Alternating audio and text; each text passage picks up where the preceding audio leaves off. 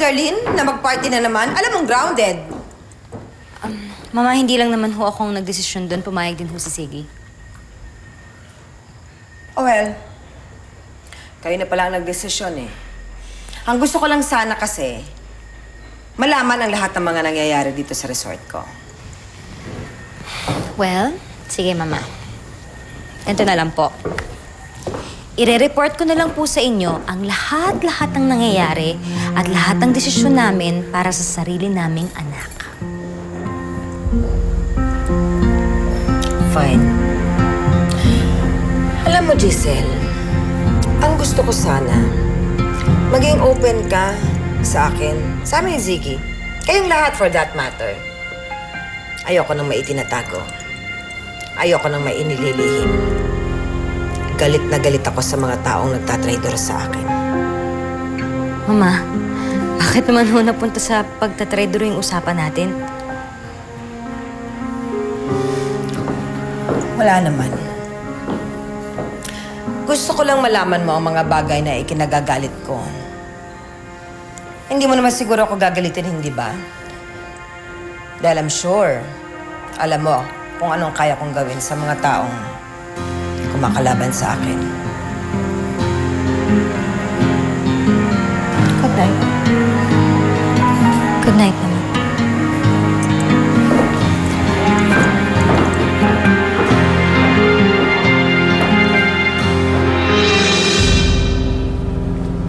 Paano mo nagawa kay Marilyn yun, ha? Kung pagsalitaan mo siya, parang hindi mo siya kaibigan. She stopped being my friend the moment I found out na ahas siya. Wala siyang ginagawang masama, Darlene. Hindi mo siya dapat pinahiya sa harap ng maraming tao. Mag-sorry ka sa kanya! No way! Bakit hindi mo ba nakikita, ha? Ginagawa ko to para sa relasyon natin. Ginagawa ko to para sa ating dalawa. Kahit ano pang idahilan mo, wala kang karapatan saktan si Marilyn. Teka lang, ha? Eh bakit mo pinagtatanggol ang babaeng yan? Ako ang girlfriend mo, di ba? Dapat ako ang kinakampihan mo at hindi siya! Bakit sa tingin mo kakampihan ko siya kung wala kang ginagawang masama? Sige, sige. Sige, kumampi ka sa pangit na yan. Mabuti na lang, mag-break na lang tayo. Yan ba gusto mo? Eh di break! Fine by me.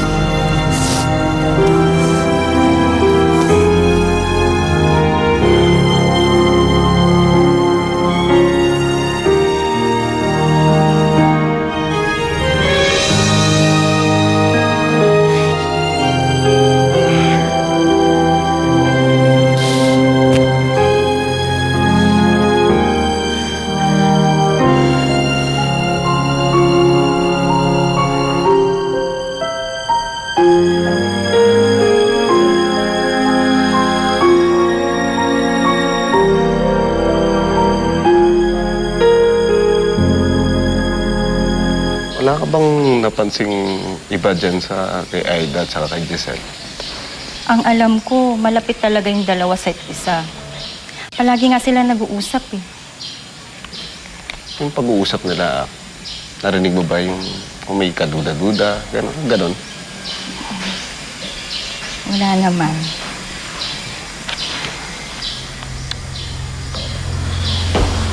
Mamaya tayo. Loida, anong tinatanong niya sa'yo? Nag-i-inquire lang tungkol sa resort. Talaga? Alam mo kung nag-i-inquire ka tungkol sa resort, dapat mong ka magtanong sa receptionist. Saan yung receptionist? Doon, no? Sige, naman ka na sa tapat.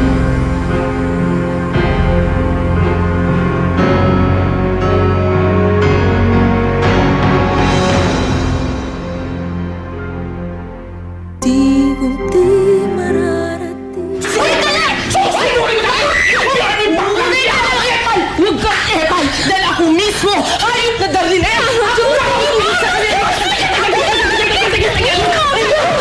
Teka lang! Wag po! Chill! Chill ka lang dyan, ha? Anong wag po?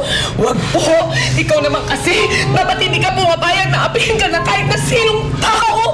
Kapag nalaman niya ng nanay mo, pareho din sasabihin na sasabihin mo! Hindi pwede! Hindi pwede!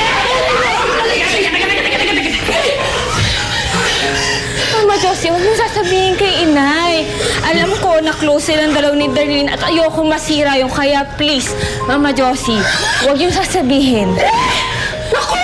Mali yan eh! Josie, mali ka dito. Mangako ka nga sa akin. Huwag mo sasabihin kay inay. Sige na nga. Mali yan eh. Pero sige, dahil mahal kita. O anong plano mo ngayon? Malinaw na naman po sa akin kung ano yung gustong sabihin sa akin ni Darlene. Lumayo ako. Kaya para kakatahimik ng lahat, lalayo na lang po kahit kay Jerome. Sa kanilang dalawa, lalayo na lang po ako. Pati kay Jerome, ha? Eh wala na rin naman po ako mukhang ihaharap sa kanila eh. Kay Jerome, lalo na. Kaya kahit masakit, lalayo ako. Ayoko makasira ng relasyon nilang dalawa. Oh!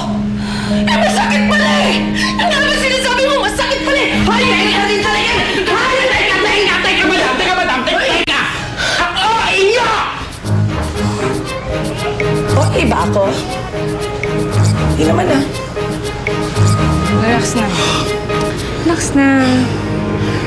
Kasi... Break kayo ni Darlene? Ano gusto niya eh? Eh, ikaw, ba gusto mo maghiwalay kayo? Ito na rin siguro yan. Pero parang ibang tao si Darlene kagabi. Kung laitin niya si Marilyn, parang wala siyang pinagkaiba sa lola niya at kay Allison. Parang ibang tao na sana eh. Hindi na siya yung Darlene na minahal ko. Eh, sabihin na nating nagkamali nga si Darlene sa ginawa niya kay Marilyn. Pero Chong, di mo naman masisisi yung tao. Baka nagseselos lang kasi yun. Bakit? Magkaibigan lang kami ni Marilyn. Paulit-ulit. Magkaibigan lang kami. Eh, Chong, si Marilyn, hindi nga ganun yung tingin sa'yo. Tagal ko na sinasabi sa'yo, ayaw maniwala sa akin eh. Pero kahit alam ko na yung lahat, wala naman dapat magbago eh.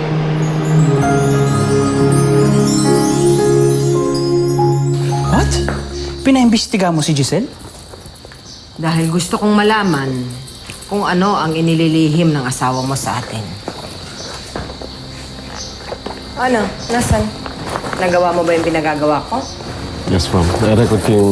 na-wiretap ko yung cellphone ni Giselle. Na-record ko yung usapan nila ni Ayla. Ewan ko ba kay Mama? Pati pakikipagkaibigan ko sa'yo, kune-question. Ikaw naman kasi, sana noon mo pa inamin sa kanila yung sikreto natin na bago mo pa makilala si Ziggy, magkakilala na tayo. Di ba pa nga, ako ang nag-imbita sa'yo na bisitahin yung shop namin para makita mo pa yung pinsang ko? Oo nga eh. Tsaka nagpapasalamat naman ako sa'yo. Siyempre kung hindi dahil sa'yo, hindi ko makikilala si Ziggy. Ikaw ang naging tulay para sa aming dalawa. Pero, siyempre ayoko namang aminin na plinano ko yung pagkikita namin kasi special kasi yung moment nung una naming pagkakatagpo eh. Wala na. Yun lang. That's it? Yes.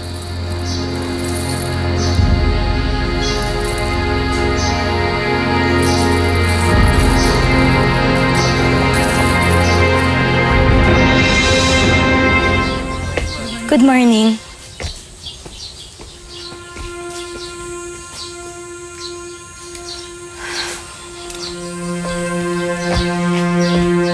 Napaniwala mo si Mama?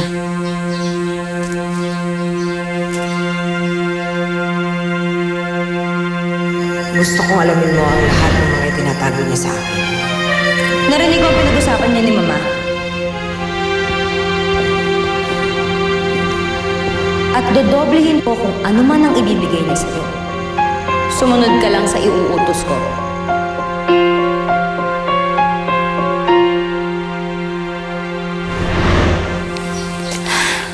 Ito na yung kabuuan na napag-usapan nating dalawa.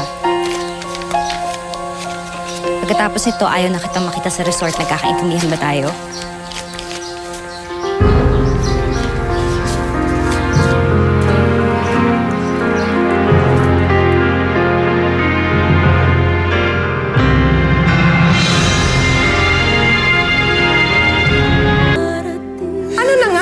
Ng dating investigador ng daddy mo, gusto kong tawagan dahil baka siya may mahalukay. Ma, just calm down. Ano ba bang kailangan mo malaman kay Giselle at Aida? Eh, hindi ba narinig na natin yung pinag-uusapan nila? Hindi ako naniniwala. May malalim na dahilan yung dalawang yan. Ano, ganun na lang kalapit si Giselle kay Aida na parang ang lalim-lalim ng utang ng loob niya sa kanya? Eh, sa malapit sila sa isa't isa eh. Tsaka sa tagal ng panahon na magkasama sila, hindi malayo na maging malalim ang pagkakaibigan nila. Pagkakaibigan? Come on! Sa dinami-dami ng pwedeng kaibiganin ni Giselle, si Aida pa? Ano yung asawa mo, tanga? Maganda nga, boba naman. Meron yan! Maniwala ka sa akin. Salamat ah. Sabi nung investigador, napapaniwala na natin si Mama dahil dun sa voice recording na ginawa natin. Diyos ko, sana naman. Para naman tigilan na niya ako. Ay, nako Giselle, huwag ka masyadong makampante. Alam mo naman si Tita Charito, hindi yung basta-basta magpapaisa. Ito naman kasing si Darlene at saka si Jerome, di ko maintindihan kung bakit nagligaw-ligawan pa. Ayan tuloy, gumulo tuloy. Alam mo Giselle, huwag mo isisi kay Darlene siya kay Jerome ha. Nagsimula yung gulo na yan mula nung pinagtrabaho mo dito si Marilyn. Alam mo, hindi lang naman tayo yung nagugulo rito, pati yung mga anak natin. Alam mo, ikaw talaga ganyan ka, no? Lagi nang ako may kasalanan. Alam mo naman kung bakit ko pinagtrabaho si Marilyn dito, di ba? Bukod sa kailangan niya. Gusto ko naman makasama yung anak ko, Aida. Paulit-ulit na natin pinag-uusapan to. Yan na nga ang problema eh. Bahala ka na sa buhay mo. Alam mo kung ako lang naman kasi masusunod dito, kung pwede lang ano, hindi ko na rito pagtatrabahuin si Marilyn. Papaalisin ko na siya dito. Dahil hanggat nakikita mo siya, hanggat nakakasama mo siya, hindi ka titigilang habulin na tinatago mo sikreto.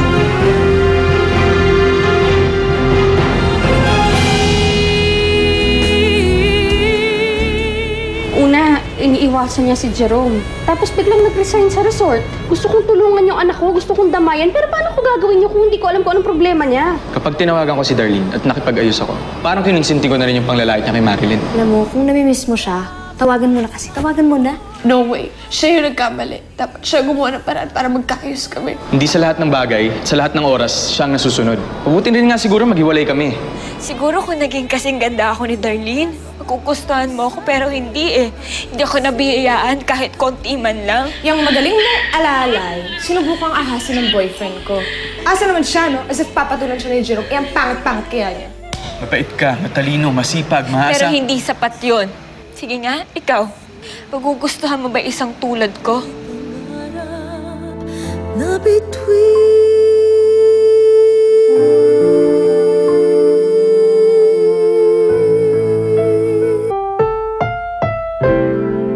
Ang programang ito ay rated SPG, striktong patnubay